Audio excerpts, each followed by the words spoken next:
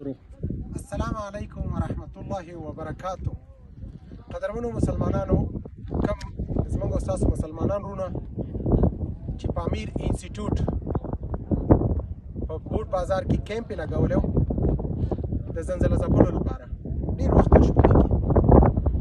البته په څو ورځو کمپین کې راټوله شوې مرسته چې وه 50,000 پاکستانۍ کلدارې وي، خو په مقابل کې ترې څونه افغانۍ جوړې شولې؟ 20,000 او 900 افغانۍ ترې جوړې شولې. دا د چا پیسې دي؟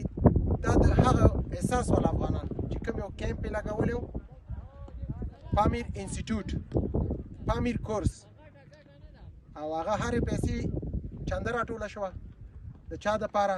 د زلزله ځپلو لپاره. دا ګوره مخامخ تاسو ته ښکاري دا خیمې ټولې، مخامخ خیمې ټولې به تاسو ته ښکاري.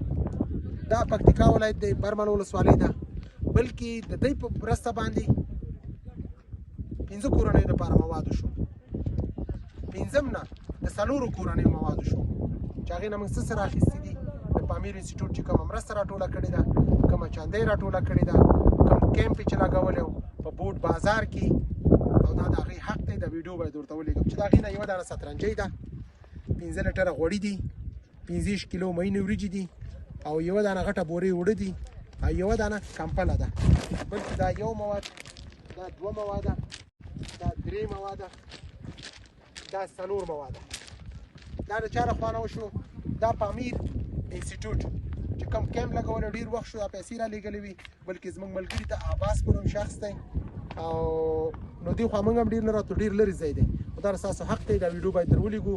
الله رب العزت دې د مرسته کوونکو ته اجر عظیم ورکړي. الله دې په ژوند او په زندګۍ کې ټولو ته ثوابونه ورسوي. کور ودان، خوشحاله اوسئ. د پامیر انسټیټیوټ نه ډېره ډېره مننه.